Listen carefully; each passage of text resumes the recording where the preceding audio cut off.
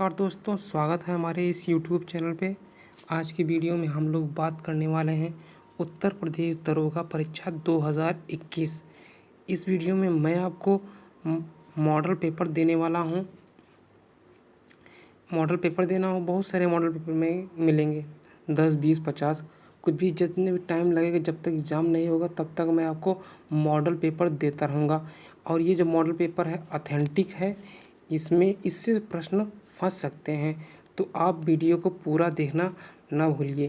तो ये जो प्रैक्टिस सेट 1 है, इसको 2 पार्ट में डिवाइड किया गया है। पहले पार्ट में मैंने हिंदी और मूल विधि, संविधान, जीके, जीएस के प्रश्नों को शामिल किया है। दूसरे वीडियो में मैं आपको बताऊंगा रीजनिंग और मैथ के प्रश्नों को बताऊंगा। तो देर न करते हुए आइए वीडियो को शुरू करते हैं। एक आता है आपका दरोगा की परीक्षा में पैसे, समान हिंदी में जनरल हिंदी होती है, उसमें आता है एक पैसे सॉल्व करने के लिए। तो मैं उसको पैसेज को पढ़ता हूँ, ध्यान से पढ़िए। आप भी एक बार पढ़िएगा, उसके बाद क्वेश्चनों को आंसर देने का प्रयास कीजिएगा। निम्नलिखित अपठित गद्यांश को ध्यानपूर्वक पढ़कर उस पर आधारित दिए गए प्रश्नों के उत्तरों में से सही उत्तर का चयन कीजिए। हमारी पैसेज है, हमारी हिंदी सजीव भाषा है, इसी कारण इसने अरबी, फारसी आदि के संपर्क में आकर इनके शब्द ग्रहण किए ही हैं। अब अंग्रेजी के भी शब्द ग्रहण करती जा रही हैं। इसे दोष नहीं, गुण ही समझना चाहिए, क्योंकि अपनी इस ग्रहण शक्ति से हिंदी अपनी वृद्धि कर रही है। क्या भाषा की विशुद्धता के किसी भी पक्षपाती में आ सकती है कि वह विभिन्न जातियों के पारस्परिक संबंध को ना होने दे अथवा भाषाओं की सम्मिश्रण क्रिया में रुकावट पैदा कर दे? यह कभी संभव नहीं है। हमें तो केवल इस बात का ध्यान रखना चाहिए कि इस सम्मिश्रण के कारण हमारी भाषा अपने स्वरूप को तो नष्ट नहीं कर रही है, कहीं अन्य भाषाओं के बेमेल शब्दों के मिश्रण से अपना रूप तो विकृत नहीं कर रही है। पहला प्रश्न इससे बनता है, इस पैसेज से इस गद्यांश से पहला प्रश्न है, अवतरण का उपर्युक्त शीर्षक क्या होगा? हिंदी भाषा के गुण दोष, हिंदी भाषा का ग्रहणशील स्वरूप, या फिर डी है हिंदी की सम्मिश्रण क्रिया। तो इसका सही आंसर हो जाएगा डी ऑप्शन, हिंदी भाषा का ग्रहणशील स्वरूप। अगला प्रश्न है, सजीव भाषा से तात्पर्य है विभिन्न भाषाओं के सम्मिश्रण से उद्भूत सम्मिश्रित भाषा, ग्रहण शक्ति से अपने शब्द भंडार को बढ़ाने वाली भाषा, विभिन्न भाषाओं के नए नए शब्दों को ग्रहण करके बनी नई भाषा, किसी भाषा का अपने विशुद्ध रूप में होना। तो इसका सही आंसर हो जाएगा बी ऑप्शन, ग्रहण शक्ति से अपने शब्द भंडार को बढ़ाने वाली भाषा। सजीव भाषा का तात्पर्य यही है। अगला प्रश्न बनता है, हिंदी में नए शब्दों को अपनाते समय किस बात को ध्यान में रखना चाहिए? नए शब्द केवल अरबी, फारसी और अंग्रेजी से ही लिए जाएं, हिंदी में बेमेल शब्द बिल्कुल ना आ पाए, हिंदी का असल स्वरूप अक्षुण्ण रहे, हिंदी पढ़ने में हिंदी ही लगे। तो इसका सही ऑप्शन हो जाएगा तीन का सी हो जाएगा, हिंदी का असली स्वरूप अक्षुण्ण रहे। अगला प्रश्न बनता है, इसी पैसेज से चौथा बनता है प्रश्न, हिंदी में नए शब्दों का आगमन उचित है क्योंकि इससे हिंदी के केवल हानि ही नहीं लाभ भी है। भाषाओं की सम्मिश्रण क्रिया साहित्योन्नति के लिए आवश्यक है। भाषा की विशुद्धता का पक्षपाती भी इसे रोकने में सक्षम नहीं है। इससे हिंदी की समृद्धि होती है। तो चौथे का सही ऑप्शन हो जाएगा डी ऑप्शन, इससे हिंदी की समृद्धि होती है। पांचवें प्रश्न की ओर बढ़ते हैं। गद्यांश में आए ग्रहण शब्द के लिए सही विपरीतार्थक शब्द है।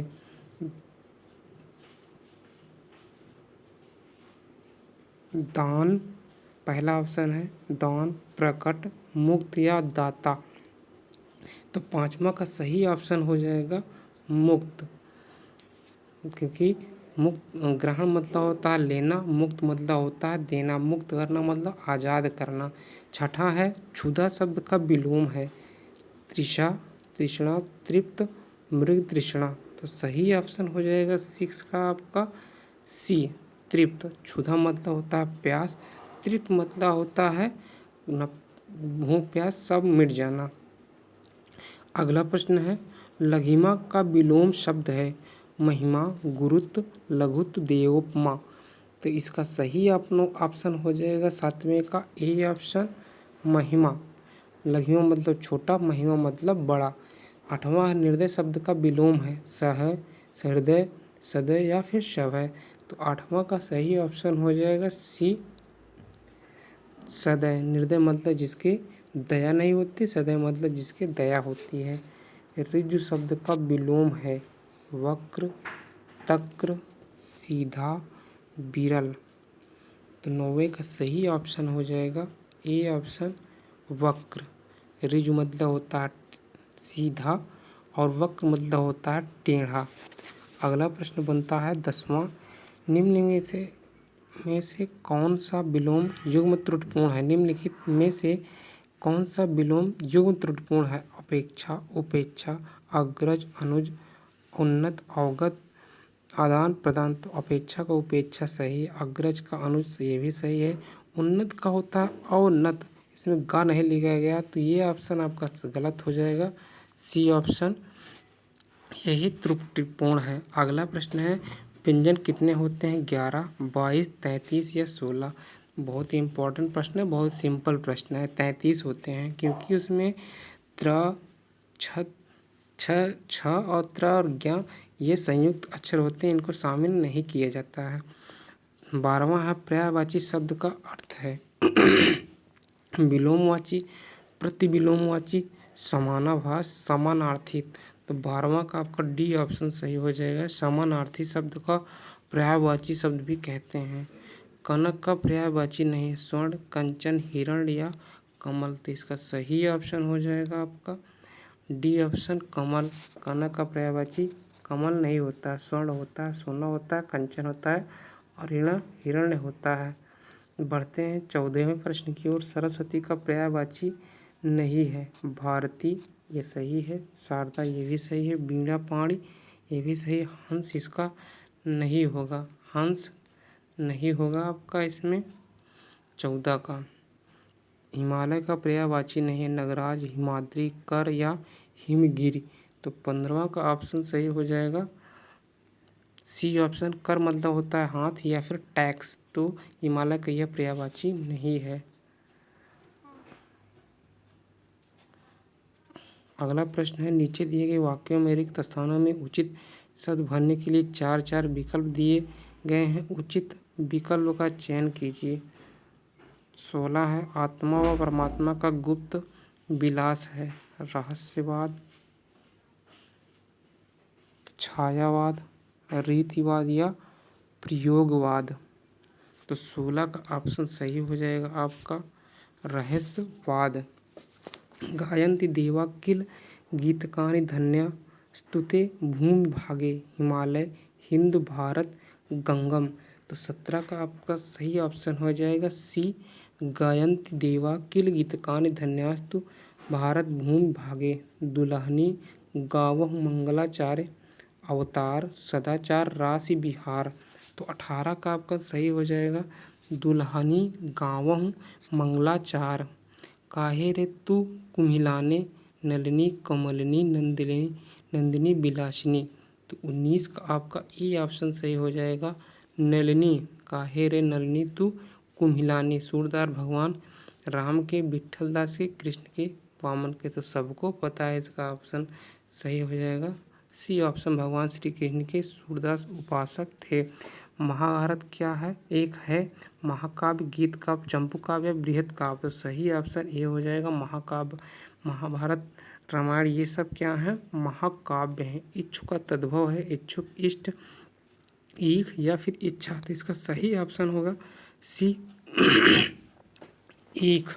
ये इस एग्जाम में आ चुका है प्रश्न। आम का तत्सम रूप है आम्र, अम्ब, रसाल, कर्ण। तो इसका सही ऑप्शन हो जाएगा 23 का ए ऑप्शन आम्र। आम्र मतलब होता है आम, ये तत्सम हो जाएगा। तत्सम शब्द है क्लिष्ट, कठोर, कठिन या मजबूत। तो 24वां का ऑप्शन ए हो जाएगा क्लिष्ट मतलब होता है कठिन। तो ये संस्कृत का शब्द है और ये तत्सम है, क्योंकि जो संस्कृत के शब्द होते हैं वही तत्सम कहलाते हैं। तत्सम होता है उसी प्रकार।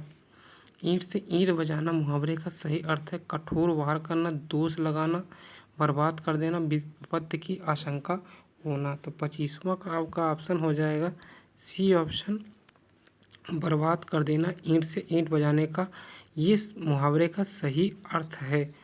अगले प्रश्न की ओर बढ़ते हैं हम लोग। उड़ती चिड़िया पहचानना, ये बहुत ही प्रचलित मुहावरा है।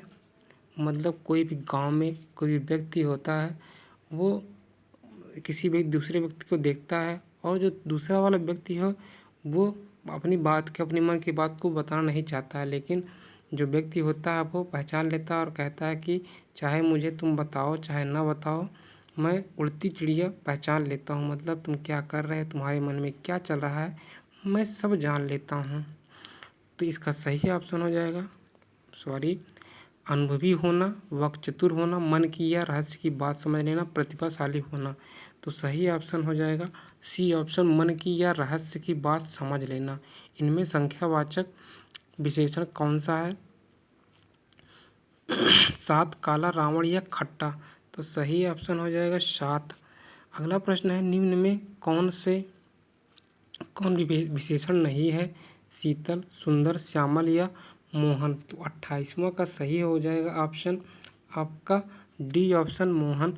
ये आपका विशेषण नहीं है, एक नाम है, ये संज्ञा है। निम्नलिखित में कौन विशेषण है? अनुरक्त, अनुशंसा, अनुभव या फिर अणु। 29 का ऑप्शन सही हो जाएगा आपका ए, अनुरक्त। अशुद्ध वर्तनी वाला शब्द है वर्षा ऋतु, अंतर्राष्ट्रीय, ऋषिकेश या फिर शारदा। तो इसका सही ऑप्शन सी हो जाएगा ऋषिकेश। शुद्ध शब्द रूप है दुर्निवार, दुनिवार, दुहिनिवार, दुर्निवार। तो इसका सही ऑप्शन हो जाएगा आपका 32 का ए ऑप्शन, अनधिकार नहीं होता। 31 पे थे हम लोग, तो 31 का डी ऑप्शन सही हो जाएगा, दुर्निवार। शुद्ध वर्तनी है अनधिकार, अनाधिकार, अनधिकार, अनाधिकार। तो 32 का ऑप्शन हो जाएगा ए, अनधिकार। शब्दानुक्रम में सही वाक्य है, वह गरीब आदमी था, वह आदमी गरीब था वह गरीब आदमी था, गरीब वह आदमी। तो इसका 33वां का आपका हो जाएगा बी ऑप्शन, वह आदमी गरीब था। निम्नलिखित में से शुद्ध वाक्य है, यहाँ गन्ने का ताज़ा रस बिकता है, यहाँ ताजे गन्ने का रस बिकता है, ताज़ा गन्ने का रस यहाँ बिकता है, ताजी गन्ने का रस यहाँ बिकती है। तो 34 ये का ऑप्शन सही हो जाएगा ए, यहाँ गन्ने का ताज़ा रस बिकता है, और सारे ऑप्शन गलत हैं। अगले प्रश्न की ओर बढ़ते हैं। ये इंग्लिश में इसे जंबलिंग बोलते हैं, ऐसे प्रश्नों को, उसी को मैं बताने वाला हूँ। इसे हिंदी में बोलते हैं वाक्य क्रम संयोजन। मतलब एक सीरियल से लगाइए कौन से वाक्य शुद्ध बन सकते हैं। निम्न वाक्यों का सही क्रम सृजन करते हुए उत्तर की पहचान। कोई महान देश जिस समय संक्रांतिकालिक स्थितियों के बीच से होकर गुजरता है, प्रवृत्तियाँ दृष्टिगोचर होती हैं, उस समय वहाँ की विचारधारा में प्रमुख। तो इसका सही ऑप्शन हो जाएगा सी ऑप्शन, या रा व ला। मतलब देश जिस समय संक्रांतिकालिक स्थितियों के बीच से होकर गुजरता है, उस समय वहाँ की विचारधारा में प्रमुख प्रवृत्तियाँ दृष्टिगोचर होती हैं। 36 पे आते हैं। हम आपस में फसाद सारा आश्रम नष्ट कर रहे हैं। हम आपस उसके बाद में दंगे फसाद में सारा सब नष्ट कर रहे हैं, अपने देश के अधूरे काम करने में समय नहीं दे पा रहे हैं। तो 36 का ऑप्शन हो जाएगा बी, या रा लावा, यह ऑप्शन सही हो जाएगा। सतत क्रमशील मानव जीवन के बीच त्यौहार कुछ आराम व कुछ खुशी को लेकर परिश्रांत व्यक्ति के लिए छायादार वृक्ष की भांति होते हैं। तो 37 का ऑप्शन ए हो जाएगा, यारा लावा सही हो जाएगा। क्योंकि जो व्यक्ति होता है वो काम करते थक जाता है, जिस प्रकार कोई भी थका हुआ व्यक्ति, धूप में थका हुआ व्यक्ति पेड़ की छाया के नीचे बैठने से थकावट दूर हो जाती है, उसी प्रकार सतत क्रमशील व्यक्ति को अगर थोड़ा सा आराम मिल जाए तो उसके मन को शांति मिलती है। 38वें प्रश्न की बढ़ते हैं। यथाशक्ति में कौन सा समास है? ये प्रश्न एग्जाम में कई बार आ चुका है। 38वां का सही ऑप्शन हो जाएगा डी ऑप्शन, अव्ययी भाव समास। ऑप्शन है तत्पुरुष कर्मधारय द्वंद्व, ये ऑप्शन नहीं होंगे तो सही ऑप्शन डी हो जाएगा। दशानन में समास है, दशानन में बहुव्रीहि द्विगु या द्वंद्व कर्मधारय, तो इसका सही हो जाएगा आपका दशानन, मतलब जिसके 10 मुख हैं तो वो आपका रावण है। तो मतलब ऐसा शब्द जिससे कोई तीसरा अर्थ निकलता हो तो वो आपका बहुव्रीहि समास होता है। तो 39 का आपका सही हो जाएगा ए ऑप्शन बहुव्रीहि। इति धन आदि इत्यादि में कौन सी संधि है? यण संधि, दीर्घ संधि, गुण संधि या अयादि संधि। 40वां का ए ऑप्शन सही हो जाएगा यण संधि। व्यंजन संधि का उदाहरण है सदियो, मनोरथ, निर्गुण या सदाचार। तो 41वां का ऑप्शन डी हो जाएगा सदाचार। अत्यधिक का संधि विच्छेद क्या होगा? अत्यधन अधिक, ये नहीं होगा। अतिधन अधिक, ये सही हो जाएगा बी ऑप्शन सही हो जाएगा 42 का बी ऑप्शन। अगले प्रश्न की ओर बढ़ते हैं। 43 किस युग में हिंदी की गद्य विधा को नया स्वरूप मिला? भारतेंदु द्विवेदी, छायावादी या आधुनिक। तो 43 का ए ऑप्शन भारतेंदु सॉरी 43 का ए ऑप्शन हो जाएगा सही ए, भारतेंदु युग में हिंदी गद्य विधा को नया स्वरूप मिला। मीरा की कविताएं किस विधा से संबंधित है? भक्ति धारा, ज्ञान धारा, कर्मांगी, उक्त में कोई नहीं। तो 44 का ए ऑप्शन सही हो जाएगा। भगवान श्री कृष्ण की उपासक थी तो भक्ति धारा से संबंधित है। अगला प्रश्न है निस दिन बरसत नैन हमारे सदा रहत पावस ऋतु हम पे जब ते श्याम सिधारे में कौन सा रस है? 45 में हो जाएगा आपका बी ऑप्शन सही हो जाएगा वियोग रस। इसके ऑप्शन है करुण, वियोग या वात्सल्य, तो इसमें वियोग रस का प्रयोग हुआ है, वियोग रस है। अगला प्रश्न बढ़ते हैं 46। अब लो